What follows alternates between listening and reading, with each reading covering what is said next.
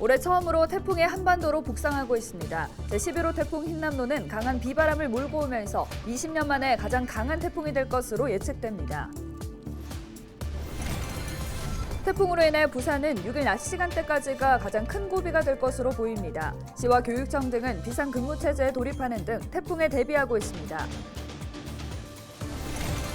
2030 부산 세계박람회 유치기원 BTS 콘서트 개최 장소가 변경됐습니다. 소속사 측은 안전상의 우려 등으로 콘서트 장소를 일광 특설무대에서 부산 아시아드 주경기장으로 변경한다고 공지했습니다. 2일 기준 부산의 코로나19 신규 확진자가 4,700여 명 발생했습니다. 일주일 전 대비 1,500여 명이 감소했습니다.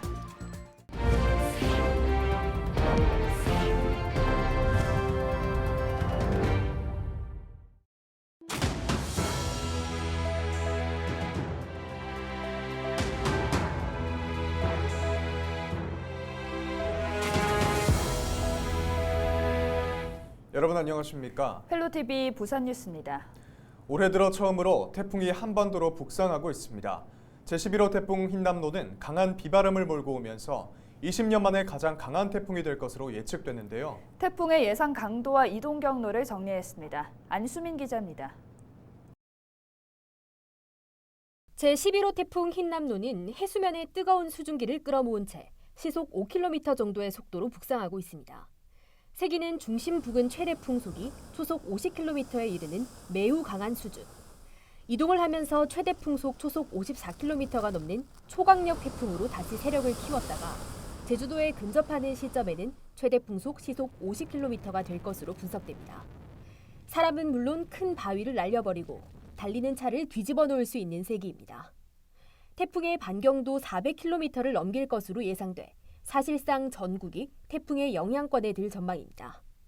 그때까지 우리가 중심 시도가 이렇게 낮았던 태풍이 우리나라 쪽으로 유입됐던 경우가 없기 때문에 우리가 한 번도 예상하지 못했던 그러한 강한 태풍으로 인한 피해가 발생할 수 있다는 점이 저희 현재 기상청에서 가장 우려하고 있는 부분이고요. 기상청은 이번 태풍이 타이완 타이베이를 거쳐 제주도 해상을 지난 뒤 경남 남해안에 상륙할 가능성이 크다고 내다봤습니다. 단 고기압의 강도 변화 등에 따라 이동 경로가 보다 서쪽으로 치우치는 등 변동 가능성도 있습니다. 제주도에 가장 근접하는 시점은 5일 오후, 부산은 6일 오후로 다음 주 월요일과 화요일이 가장 큰 고비가 될 것으로 보입니다. 제주도와 남해안에는 이미 비바람이 시작됐는데 4일까지 제주도에는 300mm, 부산, 울산, 경남 지역에는 최대 150mm의 많은 비가 예보됐습니다. 경남 남해안 접근 시 강도는 매우 강에서 강으로 예상됩니다. 태풍의 이동 경로와 강도의 변동성이 남아있는 만큼 최신 기상 정보를 확인하시기 바랍니다. 제11호 태풍 흰남노는 우리나라에 역대 가장 큰 비 피해를 입힌 루사, 가장 큰 바람 피해를 입힌 매미를 합친 역대급 태풍이 될 것으로 예측됩니다. 침수 피해와 유리창 파손 등 강풍으로 인한 피해, 붕괴와 산사태 등 각종 피해가 발생할 가능성이 높은 만큼 철저한 대비가 필요합니다. 또 시시각각 태풍의 경로와 강도가 변화하는 만큼 기상 정보를 예의주시해야겠습니다. 헬로TV 뉴스 안수민입니다. 앞서 보도해드린 대로 가장 강력했던 태풍 사라와 매미보다 더 강한 상태로 태풍 흰남노가 경남 남해안에 상륙할 가능성이 전망돼 큰 피해가 우려되고 있습니다. 특히 부산은 6일 오전이 가장 큰 고비가 될 것으로 보이는데 그에 맞춰 태풍 대비에 분주한 모습입니다. 차선영 기자가 보도합니다. 해운대 송정항입니다. 80여 척의 어선들이 육지로 피항했습니다. 초강력 태풍 흰남노가 우리나라에 영향을 줄 것이라는 소식이 전해진 지난 31일부터 어민들이 태풍 대비에 나선 겁니다.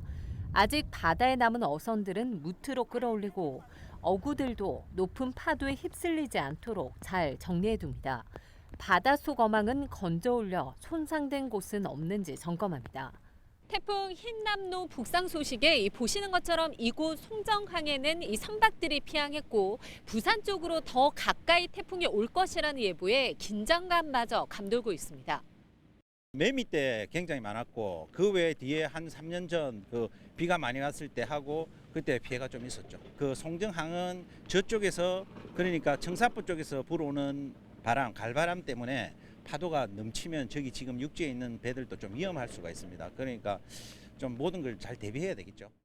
부산시에서는 시민 안전실을 중심으로 기상 상황을 실시간 모니터링하는 등 비상 근무 체제에 들어갔습니다.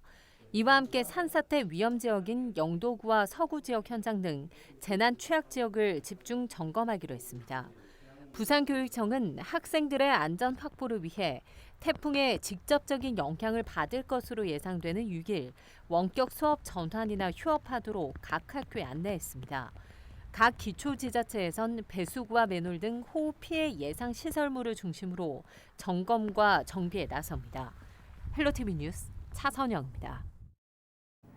부산시의회 추가경정 예산안 종합심사 과정에서 집중호우에 대비해 미흡한 부산의 우수저류시설의 문제점이 지적됐습니다.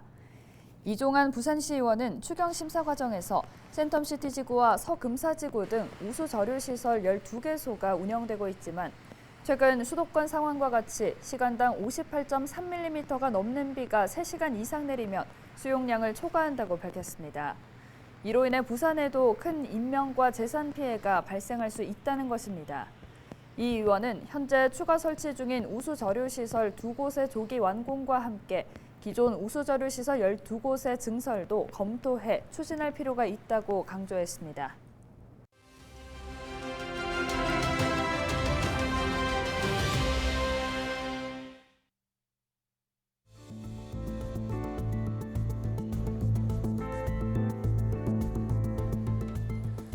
태풍 바비, 마이삭, 하이선 이렇게 모든 태풍은 다 고유의 이름을 갖고 있는데요. 그렇다면 누가 어떤 기준으로 태풍에 이름을 붙이는 걸까요? 우선 올해 11번째 태풍으로 기록된 흰남노는 라오스에서 제출한 이름으로 라오스의 국립공원 명칭이기도 합니다. 공식적으로 태풍의 이름을 정한 건 제2차 세계대전 이후 미군인데요. 자, 그러다가 지난 2000년부터 아시아 태평양 지역 태풍위원회 회원국들이 제출한 이름을 순번대로 붙이고 있습니다. 모두 14개의 나라에서 10개씩 이름을 제출해 140개의 이름이 사용되는데 한 해 태풍이 25개쯤 발생하는 걸 감안하면 이 이름들을 한 번씩 다 쓰는 데에는 5년에서 6년이 걸리는 셈입니다.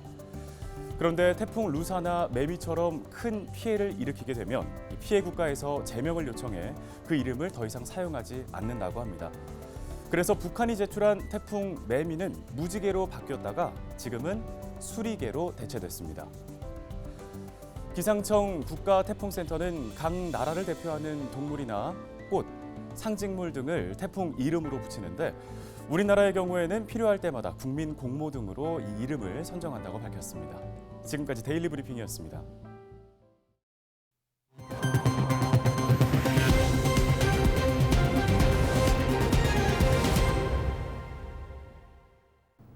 저희 헬로티비 뉴스는 갈수록 고령화가 심각해져가고 있는 농촌을 살리기 위해 지역 농촌을 지키고 있는 청년 농부들을 조명하고 있는데요.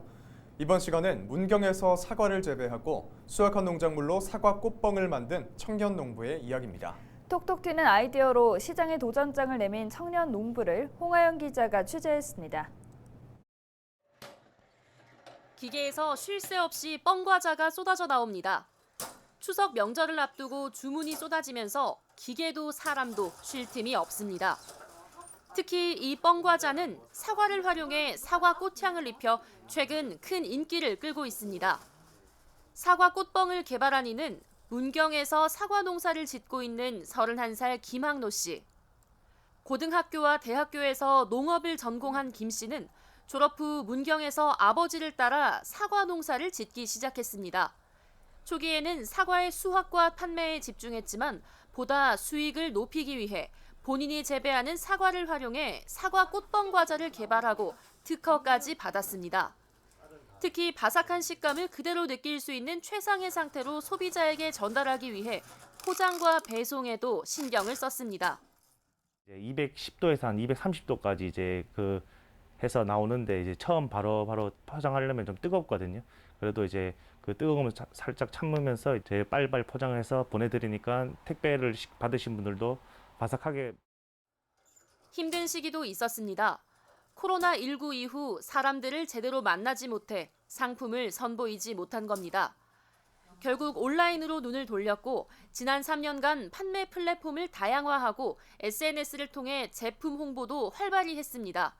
그 결과 온라인 매출이 오프라인 매출의 2배가 됐습니다. 이제 청년농부 김학노 씨의 꿈은 지역 농가와의 상생입니다.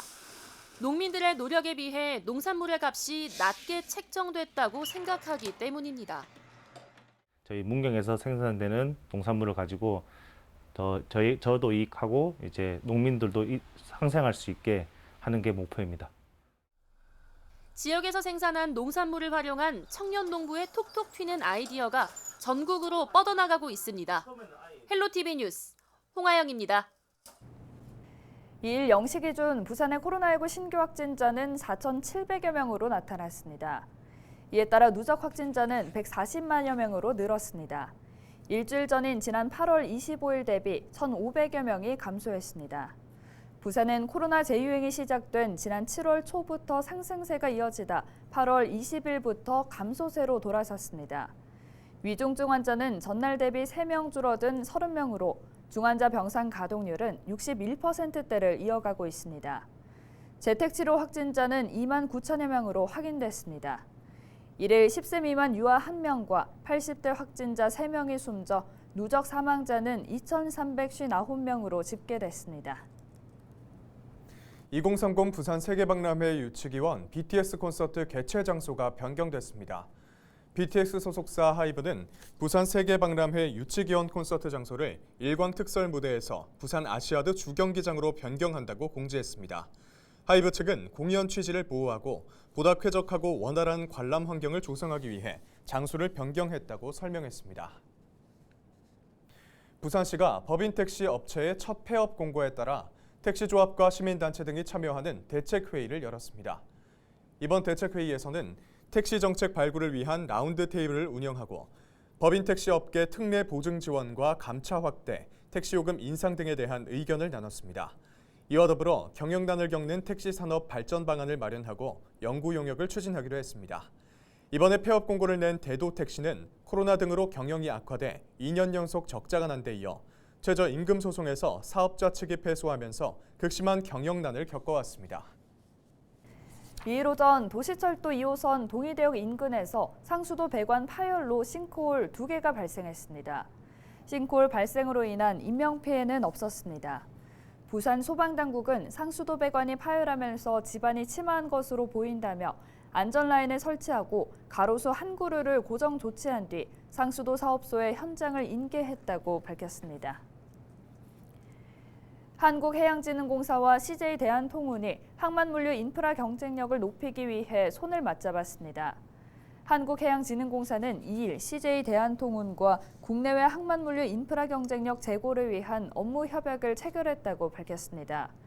이번 협약을 계기로 양사는 물류시설 투자 등 국내외 항만물류 부문의 사업 기회를 공동으로 발굴하고 경쟁력 있는 금융지원 체계 조성, 국내 수출입 기업 지원 프로그램 발굴 등을 공동으로 진행하기로 했습니다.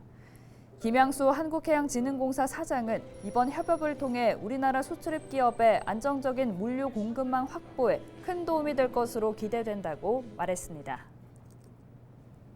기장군이 민선 8기 첫 조직 개편을 단행했습니다. 기장군은 역점 업무 추진 부서는 신설하고 유사 중복 조직은 통폐합하거나 재조정해 현재 4국일실 3단 24과에서 4국일실 1단 26과로 개편한다고 밝혔습니다. 이번 조직 개편안에 따라 2030 기획단을 재편한 전략사업 추진단과 관광 콘텐츠 개발, 관광산업 육성을 위한 관광진흥과를 신설합니다.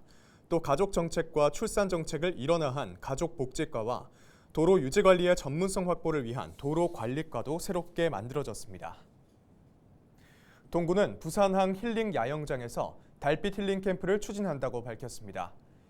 힐링 캠프에서는 명란을 활용한 캠핑 요리 배우기와 버스킹 공연, 북한을 바라보며 쉴 수 있는 불멍과 물멍 등 다양한 프로그램이 펼쳐집니다. 참가 대상은 동구에 거주하는 가족과 연인으로 오는 23일과 다음 달 7일 각각 진행됩니다. 동구는 부산항의 아름다운 밤 풍경을 보며 힐링과 즐거운 추억을 만드는 시간이 될 것이라고 밝혔습니다. 이상으로 뉴스를 마칩니다. 함께해 주신 여러분 고맙습니다.